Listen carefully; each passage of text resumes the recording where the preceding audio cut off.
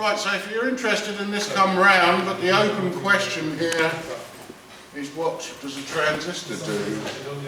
So come round, pull your chairs round. You might find this intuitive even if you've done, even if you know what a transistor is and you've done all the theory behind it and everything. But just really an open question here.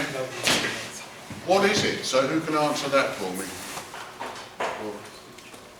Well, it's one of these things, okay? So that's a transistor, but what does it do?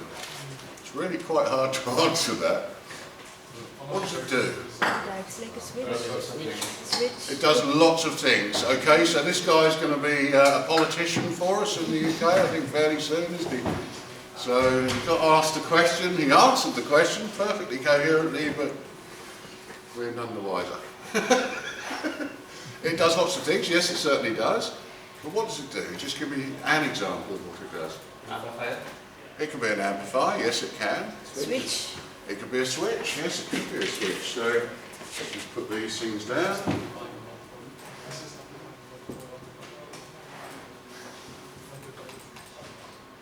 And inside a computer, I think you know there's lots of transistors inside a computer. So how do we go from the simple switch into something we might recognise inside a computer? That's really the next one after switches. Gates, that's it, yeah. So lots and lots of switches together, you can form gates, logic gates, and you can form explosive ORs, and then you can, from the gates, you can go to higher level animals. So the next step up there is what? The logic itself, and then from the logic you can have memory, and it all just increases like that. If you go into the soldering room, underneath one of the microscopes there, it's an old ROM, read-only memory, and you can see the glass. What used to happen, there used to be a glass layer on the top, and if you expose it to sunlight, it erases what's on the transistors, because the transistors don't have a lid on them. So you would actually erase the ones and noughts which are on there, and I invite you to go and look at that, because that's where you'll see in the early days of lots of transistors all squeezed onto the same bit of silicon. Okay? So actually the passage from these up to very, very highly complicated things, the element itself doesn't change radically. So the transistor itself is not dramatically different to what it was in the discrete package that you get out the end there. But it's obviously the configuration of them that makes them important, so the way in which they're wired up. And that's really key to what goes on here. So the symbol I've drawn on there is an NPN. That's because of the doping which is done in the silicon. So you've got a negative, positive, negative. This is collector, base, emitter as it's drawn there. So it's NPN, it's negative dope, positive dope, negative dope. But all it really means is that if you apply a potential on the base, conventional current is going to flow base emitter. That's the only real takeaway that you need from that. If you've got a PNP transistor, which is really the other way round, and you do have the other ones, and they're quite commonly used as well, you'll have shape like this, and you'll have a positive, negative, positive, PNP. In other words, that's positive, that's negative, that's positive. Not in the respect that it's got a battery inside, but just in the respect that it's been doped with a type of material which has got more or less electrons, okay? And that's all done at high temperature on the machines and all the rest of it. But we don't really need to know that. We want to answer really, what does a transistor do? Well, what does a diode do? Somebody tell me what a diode does? You've got one in your circuit, haven't you? The giveaway is almost in the symbol. It allows the flow of current in only one direction. That's right. So current can go in that direction, and unless it's a Zener, it can't go back in the other direction. Okay? So actually what we've got is kind of something that looks a bit like this. It's not actually, this is sort of a baby's way of looking at it.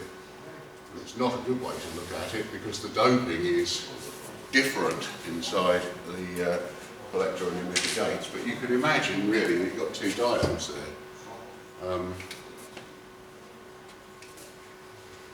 Because you've got the concept of P, N, P and N on there. Okay, so diode, that's the current flow one way, not the other way.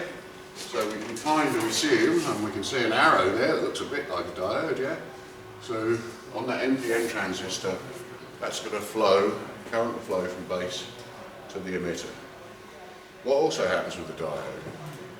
So if I put a 9-volt supply on one end of the diode and the other end onto ground, well not ground, onto another resistor, you know what?